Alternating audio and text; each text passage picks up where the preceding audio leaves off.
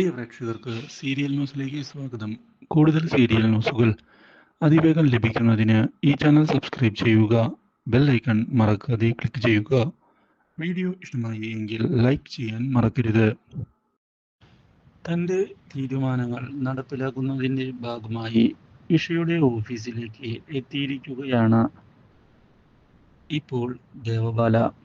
കത്തിയുമായി ദേവബാല വന്നതിനെ തുടർന്ന് ഓഫീസിലുള്ള എല്ലാവരും ആകെ ഞെട്ടിപ്പോകുന്നു. എന്താണ് ദേവബാല ചെയ്യാൻ പോകുന്നത് എന്ന ചോദ്യമാണ് ബാക്കിയാകുന്നത്. ഒരിക്കലും ഇങ്ങനെയൊക്കെ സംഭവിക്കുമെന്ന് ദേവബാല കരുതിയിരുന്നില്ല. അതുകൊണ്ട് തന്നെ നിലവിട്ട് കളിക്ക് അവൾ തയ്യാറാവുകയാണ്. ഇത് കാണുന്ന സോഹൻ, ദേവബാല എന്താ ഇവിടേക്ക് വന്നിട്ടുള്ളത്? എന്തിനാ കത്തിയൊക്കെ?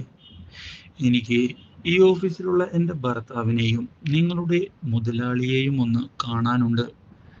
അതുകൊണ്ട് തന്നെയാണ് ഞാൻ ഇവിടേക്ക് വന്നത്.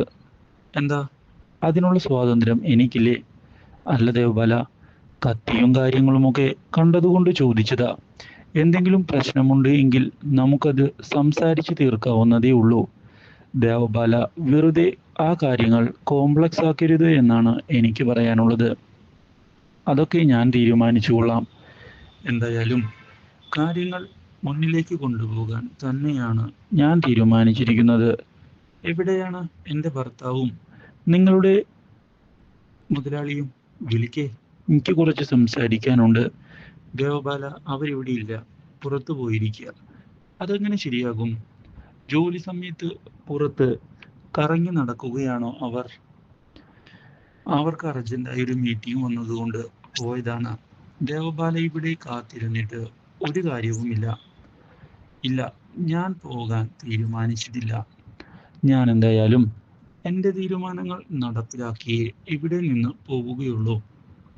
ഇതോടെ കാര്യങ്ങൾ അത്ര നല്ല രീതിയിലല്ല മുന്നോട്ട് പോകുന്നത് എന്ന് മനസ്സിലാക്കുന്ന അവർ ഇതേ തുടർന്ന് ഉടൻ തന്നെ ഫോൺ ചെയ്യുകയാണ് അഭിഷേകിനോട്.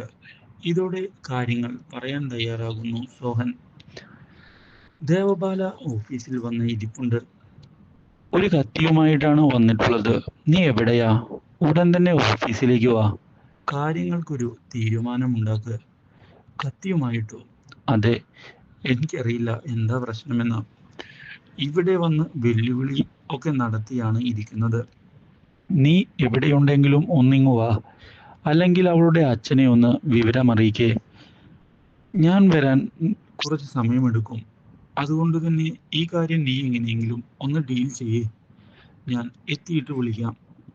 ഇതിനിടയിൽ കാര്യങ്ങൾ മുന്നിലേക്ക് കൊണ്ടുപോവുകയാണ് അഭിഷേക് ഇഷയോട്. ദേവബാല ഡിവോഴ്സിന്റെ കാര്യമറിഞ്ഞ് പ്രശ്നങ്ങൾ ഉണ്ടാക്കിക്കൊണ്ട് വന്നിട്ടുണ്ട്. ഇനി പിന്നിലേക്ക് പോകാൻ സാധിക്കുകയില്ല എന്ന കാര്യം ഉറപ്പ് തന്നെയാണ്. അതുകൊണ്ട് തന്നെ നമ്മൾ ഇനി രാഹുലിനെയും ഒഴിവാക്കുന്നു. അതിനായിട്ടാണ് എൻ്റെ ചേട്ടൻ ഉള്ളത്. അതെ, ഞാൻ നിങ്ങളെ സഹായിക്കാൻ തയ്യാറാണ്. ഒരു വിധത്തിലും പേടിക്കേണ്ടതില്ല. ഒരു കാര്യം മാത്രം നിങ്ങൾ ചെയ്താൽ മതി. കൃത്യമായ ഒരു തെളിവ് രാഹുലിനെതിരെ ഉണ്ടാക്കി എനിക്ക് തരിക. ബാക്കി കാര്യം ഞാൻ ഏറ്റു.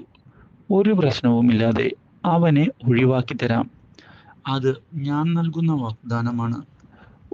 നിങ്ങൾക്ക് എന്നെ ഉറച്ചു വിശ്വസിക്കാം. മനസ്സിലായോ? ഇതോടെ അഭിഷേകിന് സന്തോഷമായിരിക്കുകയാണ്.